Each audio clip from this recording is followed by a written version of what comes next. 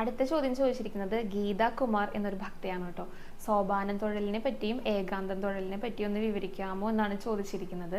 സോപാനം തൊഴിൽ എന്ന് വെച്ചാൽ നമ്മൾ നേരെ നാലമ്പലത്തിനകത്ത് കടന്ന് മണ്ഡപം കടന്ന് വലതുവശത്തു കൂടെ മണിക്കിണറിന് അരികിലൂടെ നടന്ന് നേരെ സോപാനപ്പടിയുടെ മുന്നിലായിട്ട് ശ്രീകോവിലിന് തൊട്ട് മുന്നിലായിട്ട് നിന്ന് തൊഴുന്നതിനെയാണ് സോപാനം തൊഴിൽ എന്ന് പറയുന്നത്.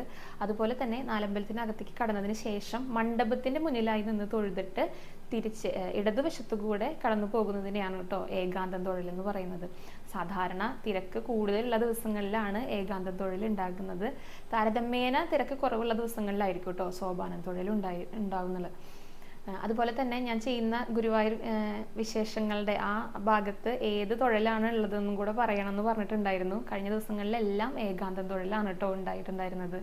അതുപോലെ തന്നെ ഇതിനോടനുബന്ധിച്ച് ചോദിച്ചിട്ടുള്ള ഒരു ചോദ്യമാണ് ഉഷാ നന്ദിനി എന്നൊരു ഭക്ത ചോദിച്ചിട്ടുള്ള ചോദ്യമാണ് 1000 രൂപയുടെ നെയ്വിളക്ക് ഷീട്ടാക്കിയിട്ടുണ്ടെങ്കിൽ സോപാനപ്പടിയുടെ അടുത്ത് നിന്ന് തൊഴാൻ സാധിക്കുമോ എന്നുള്ളത്. അങ്ങനെയൊന്നും ഇല്ല കേട്ടോ. ഞാൻ നേരത്തെ പറഞ്ഞതുപോലെ തിരക്കിനനുസരിച്ചാണ് സോപാനം തൊഴിലും ഏകാന്തം തൊഴിലും ഉണ്ടാകുന്നത് കേട്ടോ. ഇനി അടുത്ത ചോദ്യത്തിലേക്ക് കടക്കാം.